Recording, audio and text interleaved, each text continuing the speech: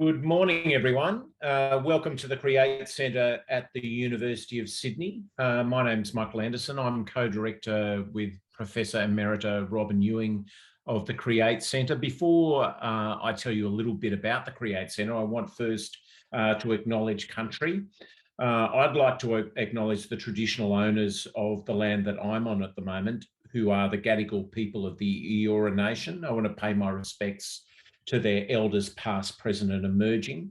I want to acknowledge that this land has and always will be Aboriginal land. It was never ceded, and we are in fact on stolen lands. I also want to acknowledge country today because it's critical that we continue to remind ourselves of the connection of this ancient civilization, this ancient yet dynamic civilization in learning, in literature, and pretty much everything that we do on this country and in this country. So welcome everyone. Thanks very much for joining us. I want to say a little bit about Create before we get into this wonderful session that I'm really looking forward to. First to say, Create has been set up to really bring together artists, educators, people in the health and wellbeing sector to understand how the arts and creativity can work in the lives of everybody. And so if you're interested in that mission and you want to become a member, please have a look in the chat where we've got a link to our membership. We'd love to, it's free. We'd love to have as many members as possible contributing to the work of Create. We've got a bunch of really interesting things coming up in the next little while. If you'd like to keep abreast of what's coming up and you register, you'll get the e-news, which gives you all of the information. If you want to have a look back on our back catalogue of events that we've done in a similar way, from the health, education sectors, it covers a gamut of areas. Thomas will put in the YouTube side in the chat, and then you can have a look through the kinds of things we've been up to. Please feel free to give us any indications of the kinds of events that you'd like to see in the future. But let's not talk about the future now. Let's talk about now. And it's my very great pleasure to introduce my co-director, Robin Ewing, who's going to set up today and introduce our presenters. Thank you, Michael. And good morning, everyone. And let me add my welcome to Michael. As Michael said, we are really excited about today's guests, Macleod and Margrete Lamond, and their presentation, Disruption and Risk, How a MINNOW Publisher Seeks to Change the World. Great provocation, great title. From my perspective, children's literature and the world of children more generally is often so undervalued in our Western societies. And so I guess for me, today is hugely important. The world of children and young people are our future. And children's literature and the literary arts more broadly are so important for who we are as people, for not just our learning, but for our lives. And Mark and Margrete are both hugely respected internationally in the world of children's literature and literature more broadly, but they're also well loved, not because they write fabulous stories, they do, and poetry in Mark's case as well, but also because they have worked so hard to profile children's literature to the general community more broadly for their whole careers, both as authors and as publishers and as educators. And I guess they are huge advocates for children and the importance of literature in their lives and in our lives as adults more broadly. So we're going to hear today about how from the very beginning their work has been in advocating for quality literature and for the importance of it, but how now they are stepping up in an increasingly conservative world to do something again to try and change the world. And I think it's a lesson for us that we all need to think about what we can do to change the world. So without further ado, Margrete, you're going to speak first. Thank you. Thank you, Robin. Thank you. That is a huge task that we've been set. And so I'm actually going to kind of crunch it down a little bit. So yes, we are a MINNOW publisher. MINNOW in that we don't even have a proper home. We are spread around the place, spread all over the eastern seaboard of Australia.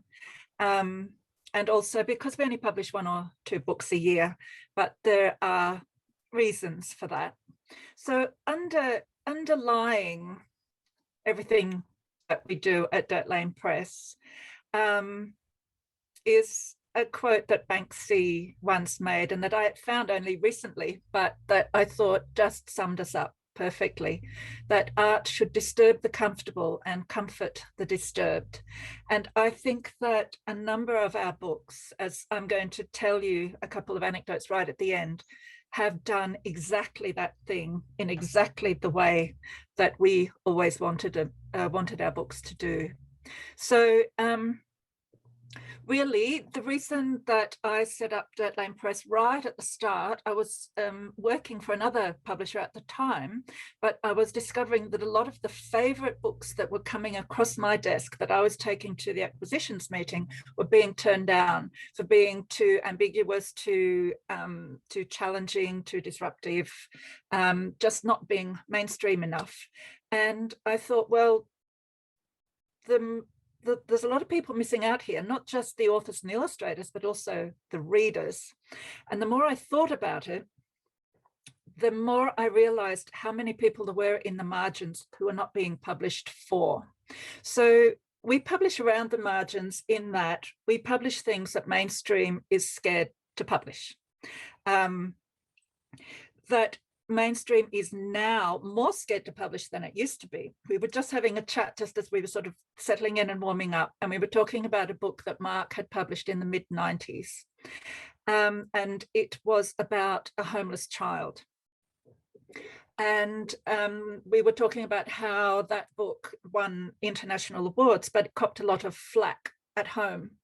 And my point was that not only did it very much disturb the comfortable, but that book, if we had presented it now, would never have got even as far as being edited in a publishing house, let alone published and then gone around the world and won awards.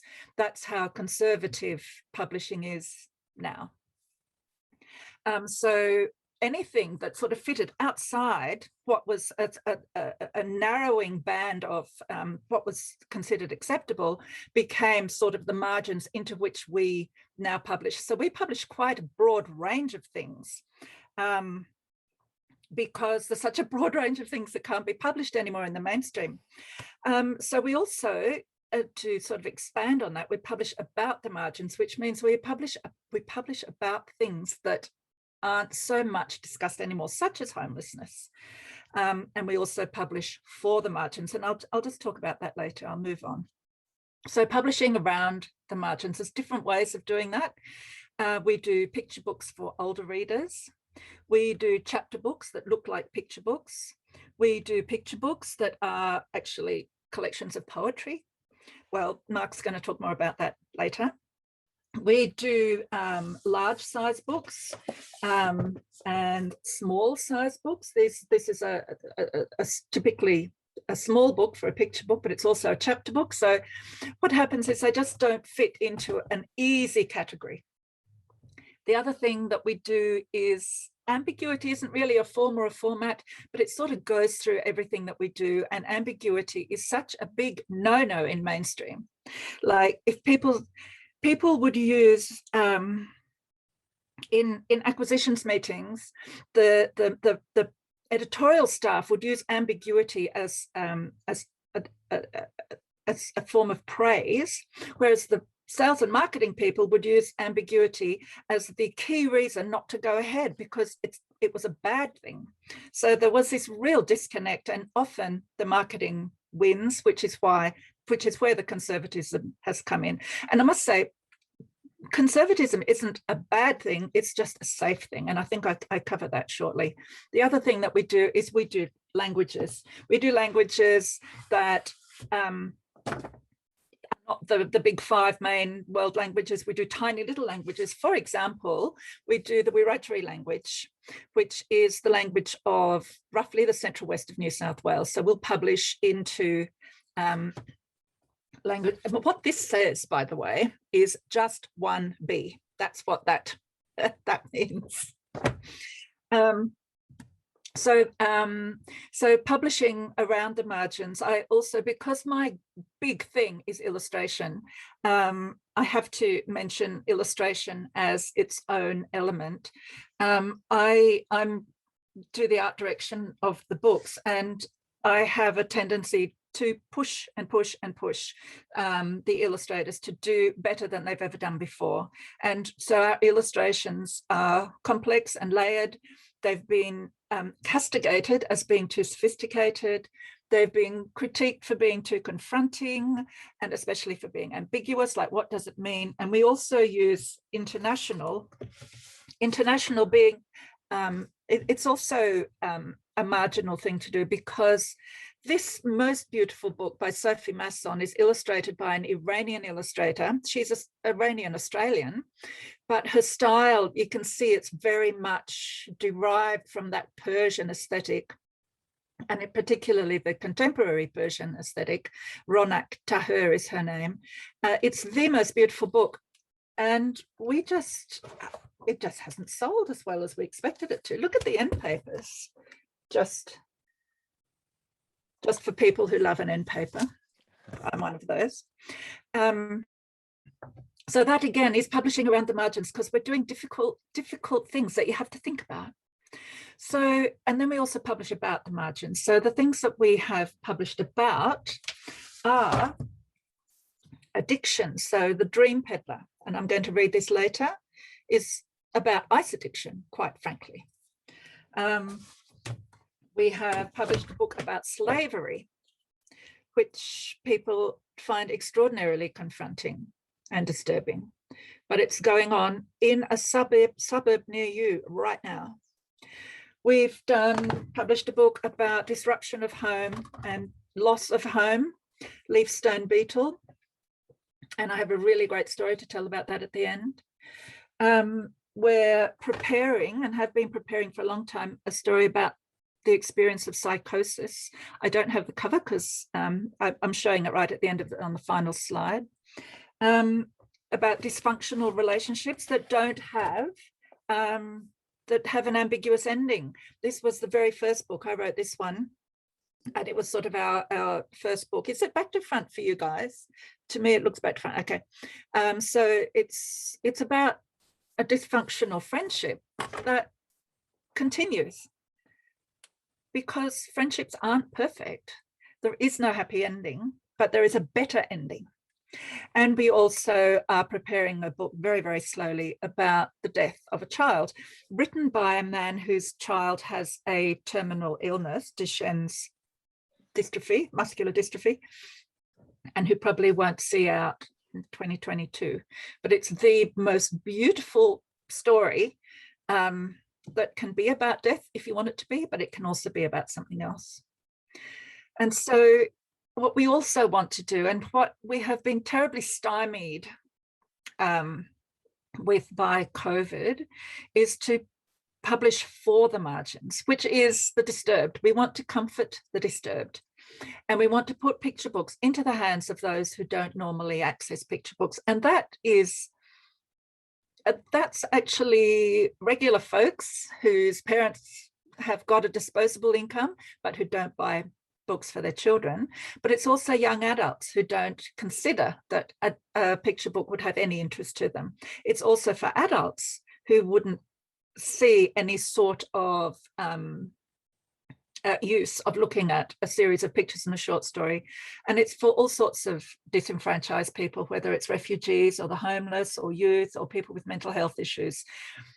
We have had such amazing experiences of presenting different books to people who fit into these various categories that it's, even though we aren't, you know, sort of on the bestseller list, we're sort of on the best warm and fuzzy list, really, because people are actually getting something out of the books that we publish. Some Jenny Rowe, Emily Rodder once said, if she gets a letter and from a parent who says, oh, my child has never read a book before, but he loves Del Toro Quest or something. And her response to that is, I don't care how many I sell. Just getting that one letter means that my work has been worthwhile. And I feel that about Dirt Lane Press, that our work is worthwhile because it has touched hearts in such a big way. So what I've been talking about before was the disruption, and the risk that comes out of that is obviously it's economic and it's personal as well. I mean, Mark and I and others work quite hard pro bono and work ourselves into tailspins quite often. I'm not going to deal with that part because there's so much other risk that we can cover. And economic is the obvious one, but it's for reasons that you can understand. I put a little saying in there, the margins are growing, but the mainstream is thickening. That sort of just popped into my head this morning. I thought, wow, that's clever, but now I don't know what I meant by it. But I think that it's mainstream and conservatism. It's just, we need safety and ease. That's what conservatism is, really. Ultimately, it's the safer path and the easier path. And so in terms of books, safety and ease means that's easy to grasp. And when I say at point of sale, I mean when we are presenting it to a bookseller, when we are presenting them internationally, or when a bookseller is presenting them to a customer. It needs a conservative book or conservative publishing wants a book to say, this is a story about a fox and a bear who have an argument, and then they make it up and live happy ever after. This is a book about a snowman that melts, but they all live happily ever after. Really, it's about death. And then easy to sell. I think people say you should be able to sum up a book in 30 seconds. Well, really, you've only got 5 seconds. At Bologna or at a sales conference, you have got 5 seconds to convince the bookseller to buy the book, or the publisher to pick up the book for an international sale. And so what we have discovered, we went in there being sort of naively optimistic and saying, hey, we've got this amazing book all about slavery. And they go, no, we don't want that. And you haven't even got a chance. They've said they know, they've blocked off. You haven't even got a chance to kind of go back and say, yeah, but it's about bullying also. It's too late. This one, we went in and said, hey, we've got this awesome book for 4-year-olds about ice addiction. And they went, no, we don't want that either. And yet it's not just about ice addiction. So I haven't got a page called challenge, but the challenge is to present our difficult and disruptive books in a way that is going to help people to understand them. That's an ongoing process. Now, something I've been told by 2 people who didn't even know each other. One of them was an MD, the other one was a bookseller. And they both said exactly the same thing. I said, what sort of books do you want us to publish? We want you to publish books where a tired parent can read it at night and the child will not ask a question at the end. And I went, oh, so that's not our books, but that is why we are publishing in the margins, because kids are going to ask questions. But what we have found is that kids have said, some incredibly wise things about some of our books when they've been offered them. So I just want to talk about now how we do this. How do we disrupt, and what are the things that we do that are so risky? Essentially, what we do is we get big stories and we tell them in fable form. So the fable will comfort both the disturbed and the comfortable, to be honest, because if the book is a fable and can have sort of universal application, it's not so challenging for people who don't like to be challenged, but they have meanings that that people who are disturbed can find comfort in. And so I'm going to tell two stories. I'm not going to read them. I mean, I'm going to tell you two stories about this book, and one story about Leafstein Beetle, which I'll hold up in a minute. So The Dream Peddler by Irina Cobalt and Christopher Nielsen is a story about a young man who leaves home with dreams and comes across someone who sells him false dreams and sucks him into an awful situation, and he loses everything. There is a happy ending. I started selling this to booksellers and saying, hey, it's about ice addiction. They went, no. And then I started saying to them, okay, here's the picture book we've got. What do you think this is about? And they'd read it. And one woman said, oh my God, this is about pedophilia. And then I went to another shop and the man there said, oh, this is about the lengths you'll go to be in the cool group. And then and my ex-supervisor from Macquarie University, she read it to her 4-year-old child, and he said, oh, this is a story about how your mum and dad will love you no matter how naughty you've been. But what it really is, it was Irina Cobalt's son was in the depths of ice addiction when she wrote this story. And so when we launched it at Wayside Chapel, the pastor and CEO there, John Owen, he knew that this was about ice addiction, and he had a copy of this book, and he took it, he would carry it around when he went round to meet people outside the Wayside Chapel, like the people, his visitors in the courtyard. And there was one young man he was talking to who was 23 or 24 and was heavily addicted to ice. And so John read the story to him. And the young man grabbed the book from John and held it to his chest, and he said, oh my God, there's hope. And John said, yes, of course, there's hope. And then John's mobile rang and he turned around to answer the phone and took the call and then turned back to get his book. But the man had disappeared and he'd taken the book with him. When you steal a book from a priest, the book has obviously got some sort of power and meaning. And that was probably one of the best stories. You want people to steal your books, frankly, because it means it's worth something to them. We then donated 2 whole books to the Wayside Chapel so that lots and lots of people could steal the books. The last story I'm going to tell you is the effect that this book, Leafstein Beetle, by the current children's laureate in Australia, Ursula Dubosowski, and an artist, Gay Chapman. Very briefly, it's a story of a leaf in a tree, a stone in a river, and a beetle just wandering around on the edge of the stream or the river. There's a storm and all the leaves are blown off the tree except for the one leaf. There, in the storm, the stone is dislodged from the bottom of the river where it has always been and washed up onto the shore, into the roots amongst the tree where the leaf lives, and a beetle who had lost its community and was wandering around because of the storm with nowhere to go and not knowing what to do.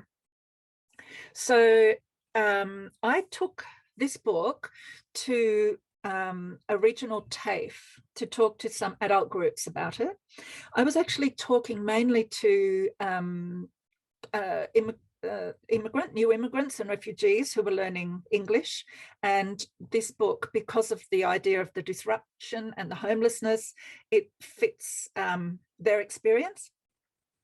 But the class next door was called Women's Survival Skills or something, and the teacher invited herself and her class to join the language class.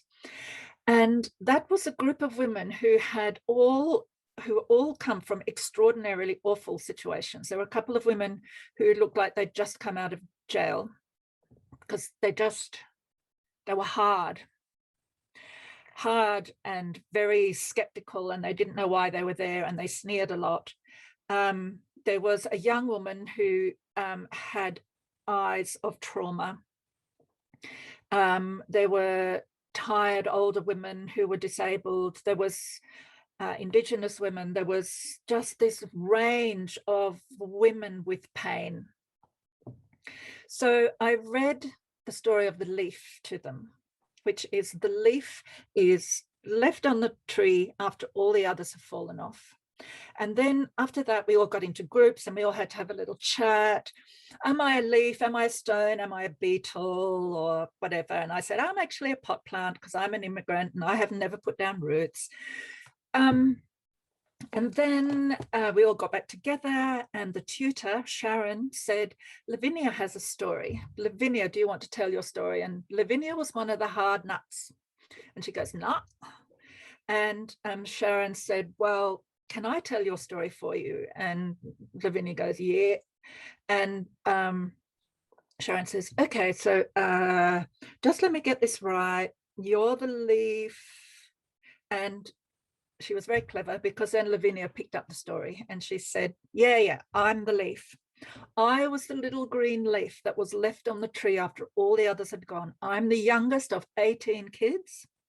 And we were a step family, so they were all colors of the rainbow, just like the leaves. They had all blown away by the time I fell from the tree. So I'm like the little leaf, the youngest of 18. When I landed, all the other leaves were gone. I was on my own. I'm also the stone, because I have been tossed, turned, and tumbled along the riverbed of life. That was a quote out of the book from Ursula that this woman had memorized because it had seared into her imagination, because she identified with it so strongly. She said, I'm also the beetle because I'm always looking for my community. And then she said, but I'm also the tree. Ursula and I had never considered the tree being a character in the story, but she said, I'm also the tree because I have to have strong roots and not be blown over by life. And that was it. And I said, wow, you've really understood the idea of fable and metaphor and using the leaf as you. She goes, yeah, because I'm like the leaf. I am the youngest of 18 children. And she told the entire story in every detail, right through, all the way to the end. And I said, I think this story was written for you. It's written for you and about you. And she goes, yeah, because I was the leaf. I was the last leaf on this tree. All my sisters and brothers had gone. And when I fell off the tree, there was nobody. And I'm like the stone because I was turned and tumbled on the riverbed of life. And I'm like the beetle. And she told the entire story again. 3 times she told the entire story. And I just realized, here is somebody who has found a simple child story that gives meaning to her life experience. Now I'm going to move on to this picture, The Tree of Ecstasy and Unbearable Sadness by Matt Ottley. What Matt said to me about this book, and I'm now going to quote him verbatim and almost verbatim, and I'm going to use a cuss word, so anyone who doesn't like cuss words, mute me now. He said, writing this book helped me to make sense of a fucking senseless life. And he wants this book to help other people make sense of their senseless lives. And I think that's what we're doing at Dirt Lane Press. And that's it from me. Well, thank you, Margrete. I don't think that's it from you. I think you're going to read